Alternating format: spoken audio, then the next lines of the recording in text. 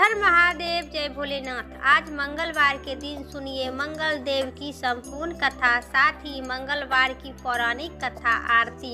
इस कथा के सुनने से भगवान भक्तों पर सभी प्रकार के मनवांछित फल की प्राप्ति होगी। साथ ही मंगलवार का व्रत करते हैं तो ये कथा आवश्यक आप लोग को सुननी चाहिए। तो मनचित श्रद्धा भाव से बोलिए भगवान हनुमान जी महाराज की जय हो।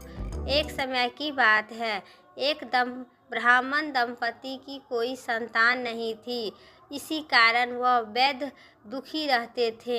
एक समय ब्राह्मण वन में गए हनुमान जी की पूजा के लिए। वहां उन्होंने पूजा के साथ हनुमान जी की महावीर जी की से एक पुत्र की कामना की।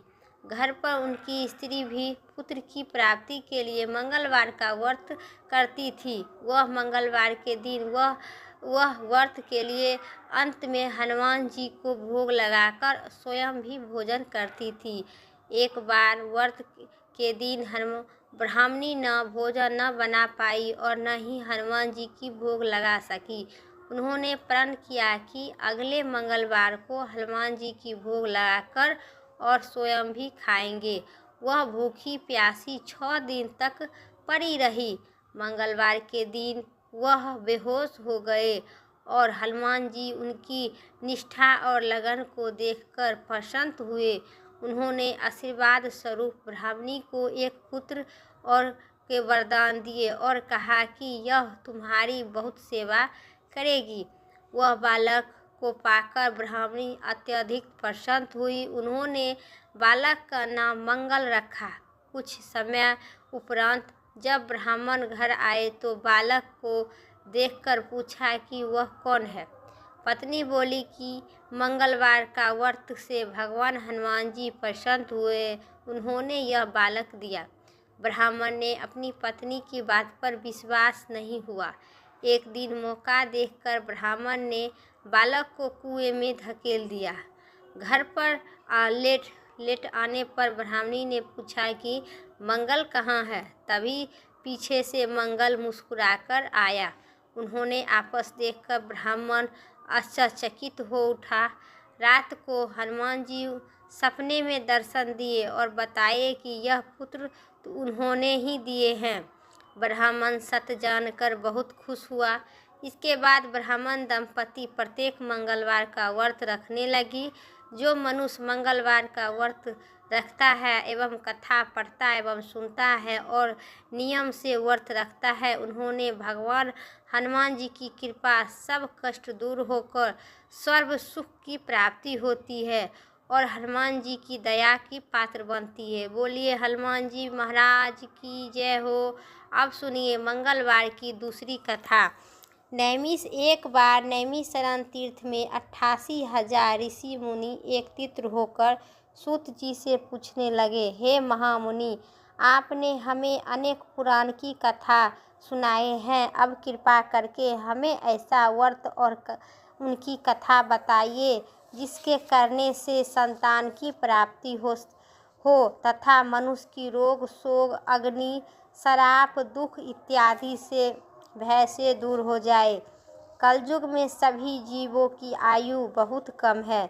इस पर यदि उन्होंने शोक चिंता कष्ट लगाने रहे, फिर हरि विष्णु की चरण में अपना ध्यान कैसे लगा सके। सूत जी ने कहे, हे मुनि, आपने लोक कल्याण के लिए बहुत ही उत्तम बात पूछे हैं। एक बार युधिष्ठिर ने भगवान श्री कृष्ण से ये लोक कल्याण के लिए यही प्रश्न किए थे। भगवान श्री कृष्ण युधिष्ठिर का संवाद में मैं आपके समान कहता हूँ, ध्यान से सुनिए। एक समय हस्तिनापुर की राजसभा में योगराज श्री कृष्ण बैठे हुए थे। तब युधिष्ठिर ने भगवान श्री कृष्ण से प्रश्न किए, हे प्रभु नंदन गोविंद, आपने मुझे अनेक कथा सुनाए हैं। आज कृपा करके ऐसा कोई व्रत तथा कथा सुनाइए जिसके करने से मनुष्य रोग चिंता तथा भय से मुक्त होकर उन्हें पुत्र की प्राप्ति हो। हे प्रभु, बिना पुत्र बिना मनुष्य की जीवन व्यर्थ है, वह नरगामी होती है। पुत्र के बिना मनुष्य तृप्त से छुटकारा नहीं पा सकता है और नहीं वह पुनः नरक में उद्धार पा सकता है। अतः पुत्रदायक व्रत बताइए। तब भगवान श्री कृष्ण ने कहे, हे राजन, मैं एक प्राचीन इतिहास सुनाता हूँ, आप उन्हें ध्यानपूर्वक सुनिए।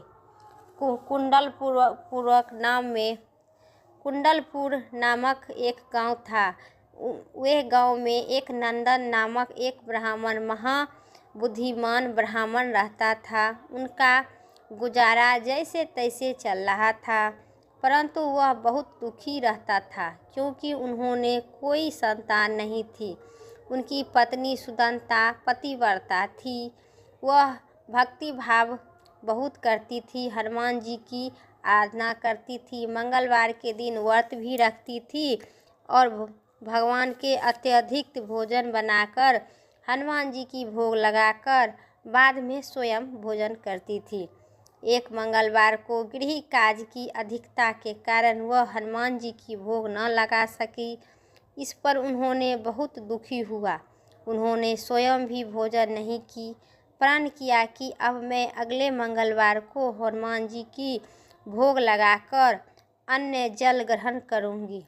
ब्राह्मणी सुदंता प्रतिदिन भोजन बनाती थी, श्रद्धापूर्वक अपनी पति को खिलाती थी, परंतु स्वयं भोजन ग्रहण नहीं करती थी और मन ही मन हनुमान जी की आराधना करती थी। इस पर 6 दिन तक ब्राह्मणी सुदंता अपने प्रण के अनुसार भूखी प्यासी निहार रही, परंतु 7वें दिन मंगलवार को वह प्रातः काल ही बेहोश कर गिर पड़ी। सुदंता की इस असीम भक्ति से हनुमान जी बहुत प्रसन्न हुए और उनके मुख से प्रकट होकर बोले, सुदंता, मैं तेरी भक्ति से बहुत प्रसन्न हूँ, तू उठकर वर मांग। सुदंता अपने आराध्य देव हनुमान जी को अपने समक्ष पाकर अत्यधिक खुशी हुई, हर्षोल्लास से उठी, उनके चरण में गिर पड़ी और कहा, हे प्रभु, मेरे कोई संतान नहीं है, कृपा करके मुझे कोई संतान प्रदान कीजिए।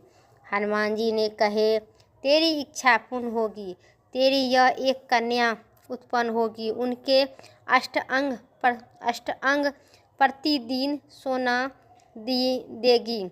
इसी पर देकर हनुमान जी अंतर्ध्यान हो गए। ब्राह्मणी सुदंता बहुत हर्षित हुई। उनके यह समाचार अपने पति को जाकर कहे, लेकिन ब्राह्मण देव कन्या का वरदान सुनकर कुछ दुखी हुई, परंतु सोना मिलने की बात पर सुनी तो बहुत प्रसन्नता हुई। विचार की कि ऐसा कन्या के साथ मेरी निर्धनता तो समाप्त हो जाएगी। श्री हनुमान जी की कृपा से वह ब्राह्मणी गर्भवती हुई और 10वें महीने में उनके एक सुंदर कन्या का जन्म हुआ। वह कन्या अपने पिता के घर ठीक उसी प्रकार बढ़ने लगी जिस प्रकार शुक्ल पक्ष की चंद्रमा बढ़ते हैं। 10वें दिन ब्राह्मण उन बालक को नामकरण संस्कार करवाए। उनके कुल पुरोहित ने उस बालिका के नाम रत्नबाला रखा। इस कन्या के पूर्व जन्म में विधि विधान से मंगल देव का व्रत भी किया करता था। ब्राह्मणी सुदंता भी बहुत अभिमानी हो गए कि बहुत रत्नबाला का अष्टयंग प्रतिदिन बहुत सा सोना देता था। उसी सोने चांदी पर नंद ब्राह्मण बहुत धनवान हो गए और ब्राह्मणी सुदंता भी बहुत अभिमानी हो गई। समय बीतने लगे, साथ ही रत्नबाला 10 वर्ष के हो चुकी थी। एक दिन सुदंता ने नंद ब्राह्मण से कहे, हमारी पुत्री 10 वर्ष का हो गई है, विवाह योग हो गई है, अतः कोई वर तथा योग वर देखकर उसका विवाह कर दीजिए। यह सुनकर नंद ब्राह्मण बोले, अभी तो रत्नबाला बहुत छोटी है। तब ब्राह्मणी ने कहे, शास्त्र के आज्ञा आज्ञा है कि कन्या 8वें वर्ष में गौरी, 9वें वर्ष में रोहिणी और 10वें वर्ष में कन्यादान से इंद्रलोक 10 इसके पश्चात रत्नबाला हो जाती है।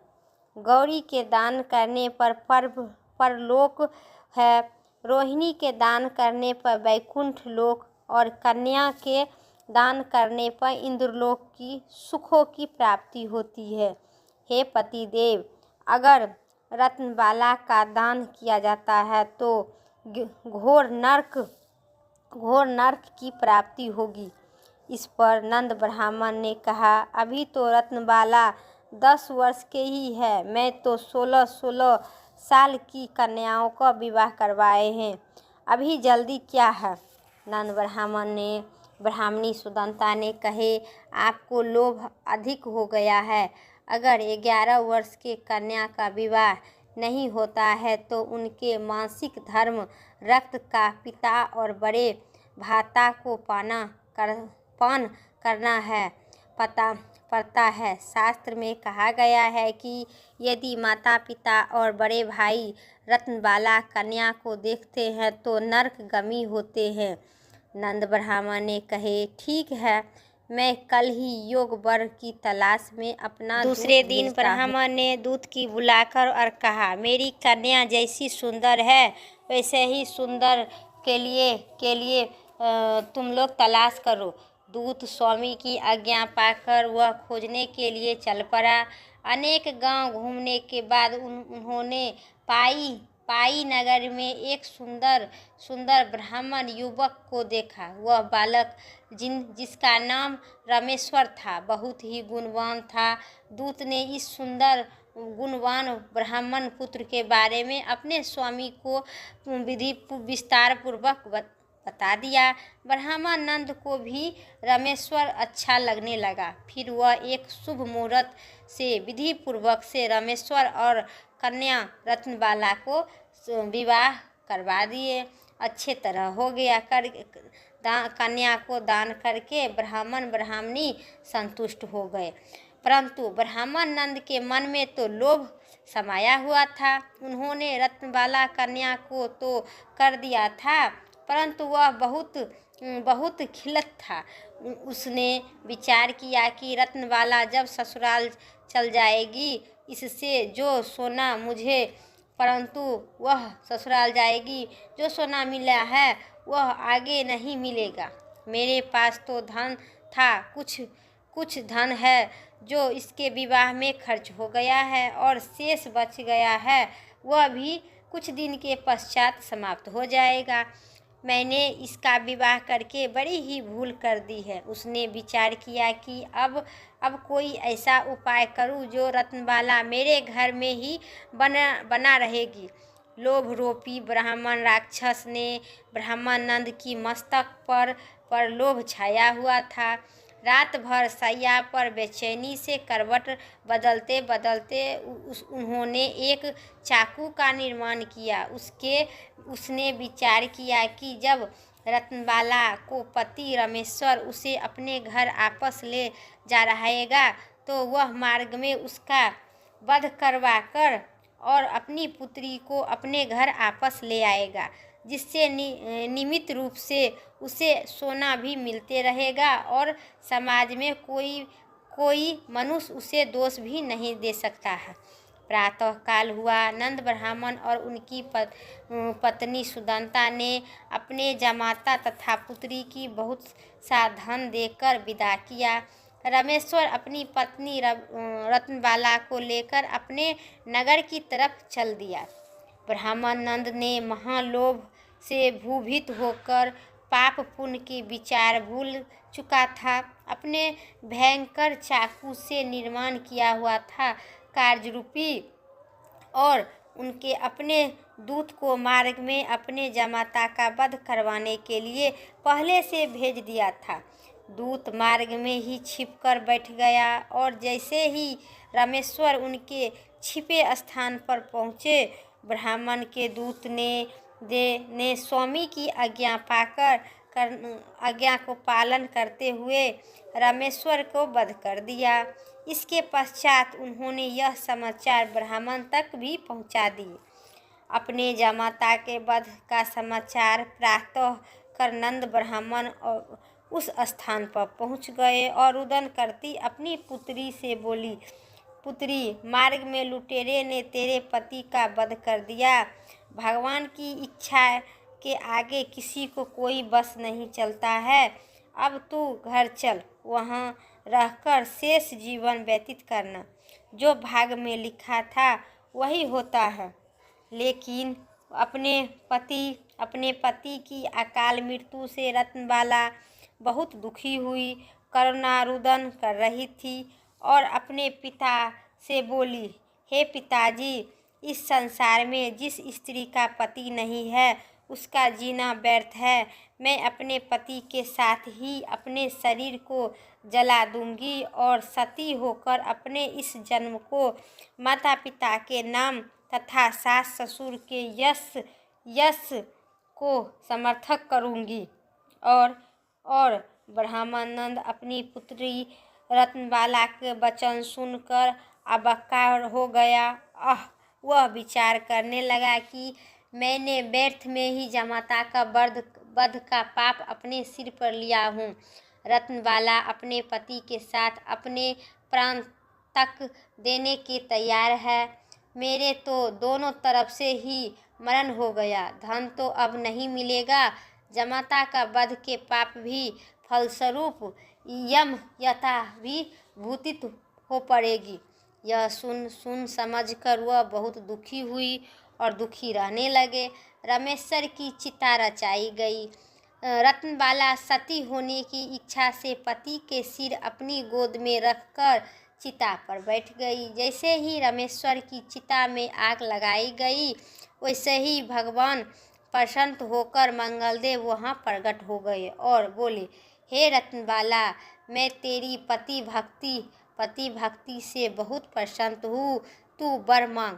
रत्नबाला ने अपनी पति की जीवन दान मांगकर मंगलदेव बोले, रत्नबाला, तेरे पति अजर अमर है, वह बड़ा विद्वान भी होगा। अपने अतिरिक्त तेरी जो इच्छा है वह वर मांग। रत्नबाला ने कहे, हे ग्रहों की स्वामी, यदि आप मुझ पर प्रसन्न है तो मुझे यह वर दीजिए कि जो भी मनुष्य मंगलवार के दिन प्रातःकाल पुष्प लाल चंदन से पूजा करके आपका स्मरण करे, उसे रोग शोक न हो और नहीं हो, कभी कष्ट विरोग न हो, श्राप अग्नि तथा शत्रुओं से भयभीत न हो। जो स्त्री एवं पुरुष मंगलवार का व्रत करे वह कभी भी विधवा न हो। मंगलदेव ने तथास्तु कहे, ऐसा ही होगा। जो स्त्री मंगलवार का व्रत करेगा वो कभी विधवा नहीं होगी। वो मंगलदेव ने तथास्तु कहकर अंतर्ध्यान हो गए। मंगलदेव की कृपा से रामेश्वर की जीवित होकर उठा। रत्नबाला अपनी पति को पुनः प्राप्त कर बहुत प्रसन्न हुई। रामेश्वर अपनी पत्नी को लेकर अपने नगर चल गया। इसके बाद दोनों पति पत्नी मंगलवार का व्रत कर प्रत्येक मंगलवार का व्रत करने लगी और मंगलदेव की कृपा से इस लोक का सुख ऐश्वर्य भोग कर और स्वर्ग लोक चले गए।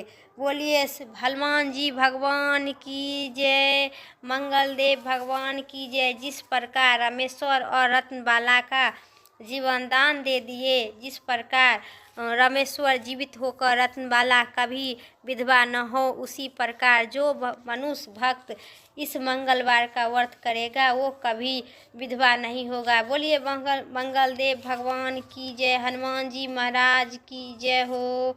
अब सुनिए आरती, हनुमान जी की आरती। आरती कीजिए हनुमान लला की, दुष्ट दलन रघुनाथ कला की। आरती कीजिए हनुमान लला की, जाके बल से गिरिधर कांपे, जाके बल से गिरिधर कांपे। रोग शोक जाके निकट न झांके, अंजनी पुत्र महाबलदाई, असंतन के प्रभु सदा सहाई। देवीरा रघुनाथ पठाई, लंका जाए सिया सुध लाए। लंका सौ समुद्र की खाई, हल जाके जाते लंका सिया सुध लाई। जाते पवन सुत बार लगाई, लंका जाए असुर संहारे। सिया रामचंद्र के काज समारे, आरती कीजे हनुमान लला की। दुष्ट दलन रघुनाथ कला की, अगलाई सजीवन प्राणी उजारे। पोठ पताल तेरी जन्म कारे, अहि रावण के भुजा उखाड़े। बाएं भुजा असुर दल मारे, दाएं भुजा सत जन तारे। सुर नर मुनि जनि आरती उतारे, जय जय जय हनुमान उचारे। कंचन थाल अगर कपूर लाई, आरती कीजिए अंजना माई। आरती कीजिए अंजना माई। जो हनुमान जी की आरती गावे, बस पर वैकुंठ पदम पद पावे। लंका विध्वंस किन्हा रचाई, तुलसीदास प्रभु कित लगाई। आरती कीजिए हनुमान लला के, दुष्ट दलन रघुनाथ कला के। बोलिए सियावर हनुमान जी महाराज की जय हो। आज मंगलवार की पौराणिक कथा इतना ही तक था। वीडियो अच्छी लगे तो लाइक कीजिएगा, चैनल पर नए हैं सब्सक्राइब करके कमेंट में लिखिए हनुमान जी महाराज की जय हो।